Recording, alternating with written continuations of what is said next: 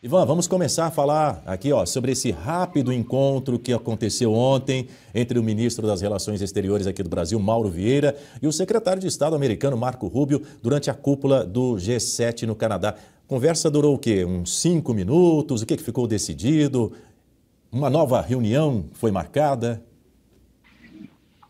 Pois é, Daniel, é interminável, né? A reunião para marcar a próxima reunião, o Mauro Vieira procurou ali o secretário de Estado, Marco Rubio, que você pode ter certeza, Daniel, assim como a nossa audiência, não tem como prioridade nesse momento conversar com o Mauro Vieira, e os dois concordaram, então, por isso que a gente está falando, né? Uma reunião para marcar outra reunião, eles irão se encontrar na casa, em Washington, perdão, talvez na Casa Branca é que aparece aí na imagem, mas eles irão se encontrar em Washington, então, na tarde desta quinta-feira. E o que esperar, então, né, desse encontro em Washington?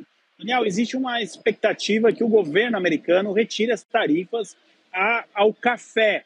Embora o governo americano não tenha citado países, é muito provável que os Estados Unidos aí facilitem o comércio, retirando as tarifas do café, e o Brasil, neste caso, pode ser beneficiado. As pessoas podem estar se perguntando, essa seria uma vitória do governo Lula? Então, definitivamente não. É uma política interna dos Estados Unidos para não sofrer com o preço da inflação dentro do país com o café. A gente sabe que no inverno, lá nos Estados Unidos, inclusive o consumo de café até aumenta, né? Produtos à base de café. Então, os Estados Unidos estão tomando uma decisão política interna. Não pode ser considerado como um fruto do avanço das negociações, etc. Daniel, a verdade é a seguinte. Hoje, 13 de novembro de 2025, em que ponto estamos nas relações Brasil-Estados Unidos, nessa questão da guerra tarifária e tudo mais? Nós estamos no dia 10 de julho, quando o presidente americano Donald Trump enviou a primeira carta ao Brasil. Abordem a questão da perseguição ao ex-presidente Bolsonaro, a seus filhos e apoiadores, e assim poderemos avançar. Desde então, isso não aconteceu e nós estamos aqui neste impasse. O presidente Trump já foi bem claro, ele nomeou o secretário Marco Rubio, o secretário de Tesouro Scott Bessent, para que a equipe brasileira sente, converse e negocie.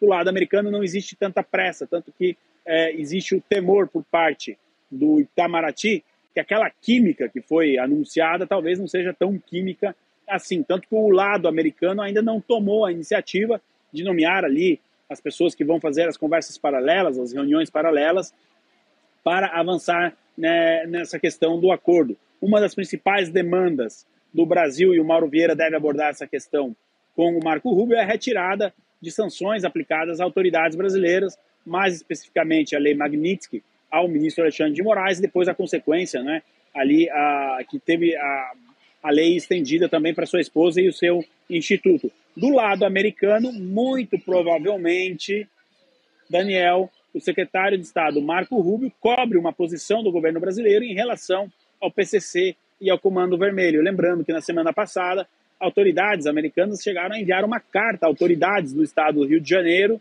justamente sobre este assunto. Aí sim nós temos um avanço, aí sim nós temos um canal direto de comunicação. O governo do Rio de Janeiro conseguiu isso, coisa que o governo federal no Brasil, até agora, o máximo que conseguiu foi telefonemas para marcar quando será o próximo telefonema, reunião, quando será a próxima reunião, ou seja, está andando em círculo. A expectativa para a reunião de hoje à tarde, então, entre Mauro Vieira e Marco Rubio é muito baixa, Daniel.